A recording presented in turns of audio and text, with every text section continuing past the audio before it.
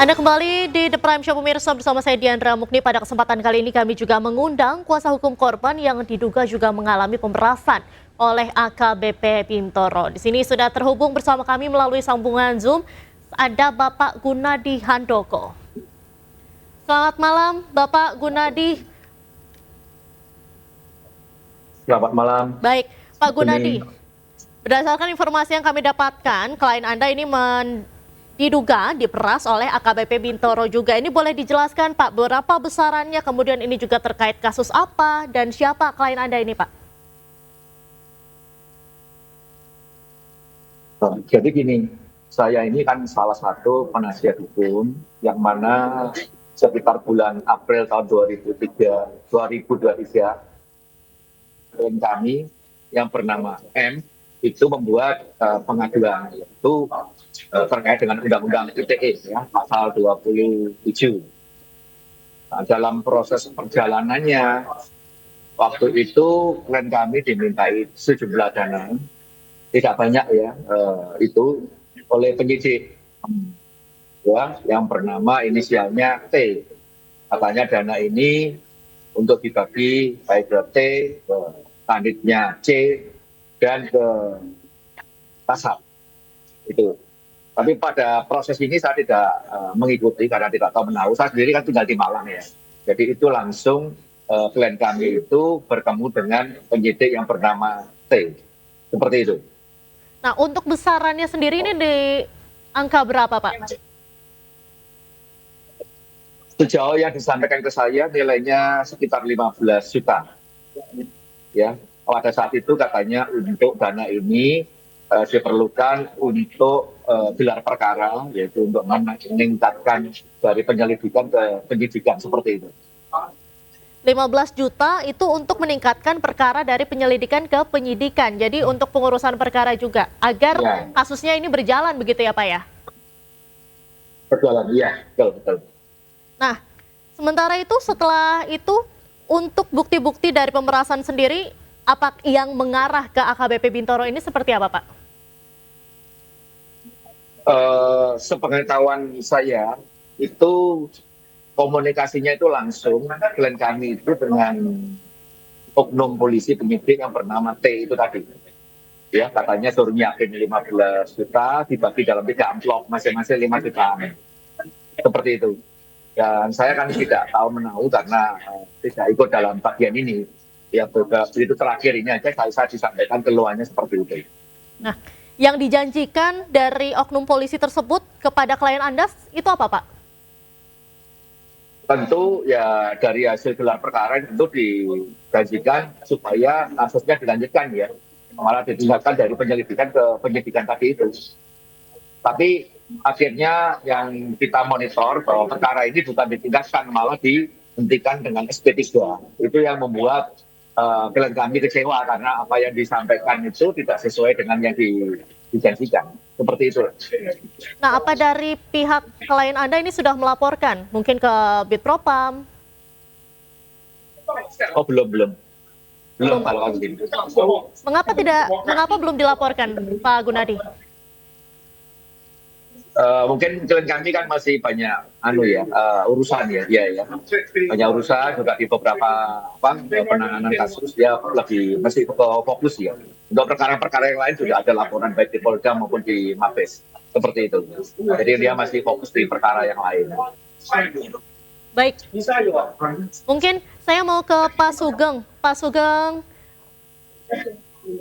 Sugeng, selamat malam lagi.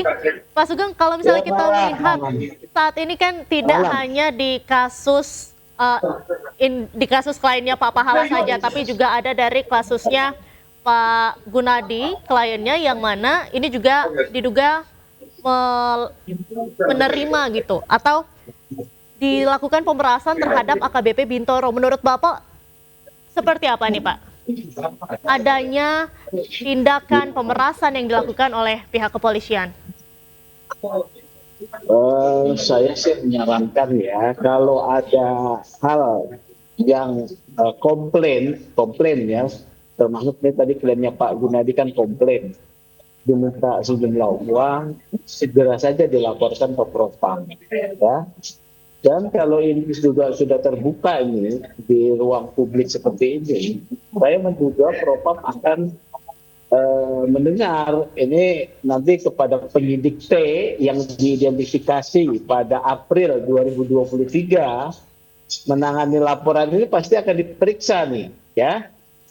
Pasti, ya, karena Pak Gunadi sudah menyebut inisial T, kemudian ada waktunya April 2023 terkait dengan kasus ITE, berarti kan di mana, di cyber, ya, di cyber atau di mana, di unit mana lah.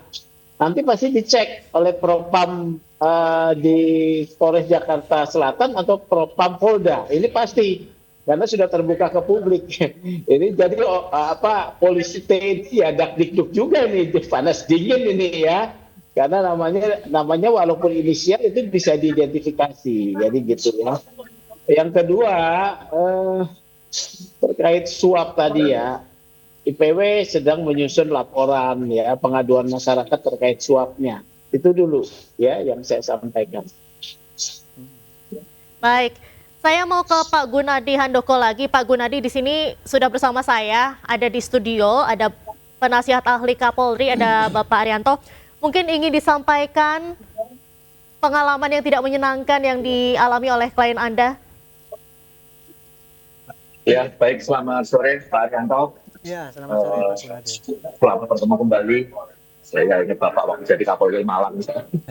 Jadi memang kebetulan saya ditunjuk oleh Ibu M ini sebagai penasihat hukum dalam kasus pengaduan perkara di Polres Jakarta Selatan ya, yaitu tepatnya Undang-Undang ITE pasal 27, yang mana fotonya klien kami itu disebarkan di medsos tanpa seizin, jadi diambil dari Instagram kalau nggak salah itu. Sehingga karena kami tidak berkenan, maka dia melaporkan kedua yang dilaporkan seperti itu ya. Mungkin dalam perjalanan mungkin tidak sesuai harapan dan kami akhirnya dia minta perlindungan hukum, namun yang terjadi adalah dia diminta sejumlah uang oleh oknum penyidik di Jakarta Selatan. Seperti itu. Baik, mungkin Pak Arianto boleh ditanggapi. Baik, terima kasih Pak Gunadi. Jadi gini aja, nomor HP saya masih sama dulu waktu Kapolri Malang. Nanti Bapak bisa sampaikan pada Ya, saya. baik. Nanti saya kasih nomor HP-nya Direktur Cyber untuk dilacak kasus itu. Apakah itu kasus itu memang bisa masuk dalam LP dan harusnya ditangani apa tidak. Sehingga itu bisa clear itu. Tidak jalannya itu apakah memang dihentikan karena di luar prosedur atau memang karena diabaikan begitu saja. Itu aja Pak Gunadi ya. Jadi mudah-mudahan bisa dilanjutkan. Terima kasih. Siap. Ya, terima kasih Pak Turun. Baik, lalu ada yang ingin disampaikan mungkin oleh Bapak Pahala Manurung? Terima kasih. Kami sudah melaporkan oknum polisi tersebut, oknum Polres Jakarta Selatan tersebut ke Paminal Mabes Polri dan sudah diperiksa juga di Paminal Mabes Polri maupun di Polda Metro Jaya. Dan kami percaya pihak kepolisian secara transparan ya melakukan pekerjaannya dengan baik. Kami apresiasi atas laporan kami dari pihak kepolisian sudah merespon ya untuk laporan dari kami atau dari klien kami untuk ditindaklanjuti, bahkan sudah ada tanda-tanda bahwa ini kasus memang sudah ada nilai-nilai yang sudah terverifikasi. Nanti biar kami serahkan ke pihak Paminal Mabes Polri atau Polda Metro Jaya untuk memberi pernyataan yang ya sesuai gitu. Kami serahkan semuanya ke Paminal Polda Metro. Baik, sementara itu Pak Pahala, soal uang damai yang diberikan kepada keluarga korban, ini adalah untuk pencabutan laporan, apa upaya untuk lari dari tanggung jawab dalam kasus pembunuhan dan pemerkosaan ini, Pak? Ya, perlu kami tanggapi bahwa kami ini mendapatkan surat kuasa sudah saat penetapan tersangka tahap 2, ya. Jadi itu sudah terjadi sebelum kami, ya sudah dilakukan oleh oknum pengacara tersebut. Apakah itu untuk menghentikan atau untuk perdamaian? Silakan dipertanyakan ke oknum pengacara tersebut. Ya, kami ini mengenai pemerasan yang diduga dilakukan oleh oknum Z ini, ya, yang meminta langsung kepada klien kami sampai dari angka 4 meter berubah jadi 2,5 meter. Terakhir karena klien kami nggak punya uang, dibilang hanya sanggup 550 juta. Dari situlah awal mulanya kami datang memverifikasi semua, sehingga kami itu menanyakan ke Pak AH, ya, klien kami ini, kebenaran tersebut, karena uang tersebut dari AH juga, cash and carry-nya, tunainya ke saksi-saksi kami. Kebetulan saksi kami itu adalah anggota kami juga, anggota WRC DKI juga. Nah, yang disampaikan oleh klien Anda sendiri, ini soal uang damai, ini peruntukannya apa, Pak? Yang peruntukannya sesuai dengan surat perdamaian tersebut. Peruntukannya untuk sesuai dengan surat surat perdamaian maupun pencabutan laporan polisi tersebut. Baik, Pak, saya saat ini mau bergeser ke Pak Tony. Pak Tony, kalau misalnya Anda sebagai seorang advokat, sebagai penegak hukum, Anda terganggu tidak dengan adanya seperti perjanjian perdamaian, khususnya dalam kasus pembunuhan, begitu Pak? Ya, langsung ke kasus ini saja ya. Sebenarnya uang itu adalah untuk kompensasi. Kalau tertuang di dalam surat perdamaian antara klien saya, Pak Radiman, dengan Arik Nugroho, ya, itu untuk kompensasi. Jadi kompensasi itu ya uang perdamaian lah, uang damai lah. Nah, tetapi karena saya menyadari pasal-pasal yang dikenakan ini adalah pasal pidana murni atau delik biasa, bukan delik aduan, maka sejak itu juga saya sudah yakin kasus ini lanjut. Cuma yang sangat saya sayangkan ini kasus kok jadinya dimainkan, dijual belikan ya. Saya menganggapnya kasus ini akhirnya jadi transaksional. Gara-gara ada perdamaian ini ya, seperti yang Pak Arianto sudah dikatakan, mungkin bisa jadi berawal gara-gara ada perdamaian, ini korbannya udah nggak nuntut nih kan, sehingga bermainlah di situ oknum-oknum itu, kan itu. Nah, sehingga sampai ramelah seperti ini. Nah, sebenarnya sejak itu ya, kami juga ya, meskipun paham bahwa itu adalah pidana biasa atau pidana murni, delik biasa tidak bisa dihentikan, tapi kami sifatnya pasif dan saat itu tidak ada kabar dari penyidik. Nah, kenapa Anda waktu itu tidak tegas untuk menolak perdamaian itu, Pak? Kan tadinya Bapak juga sudah menyarankan kepada keluarga korban. Nah, tapi kenapa Bapak yang tidak bertindak tegas gitu, Pak? Saya keluar dari restoran Padang.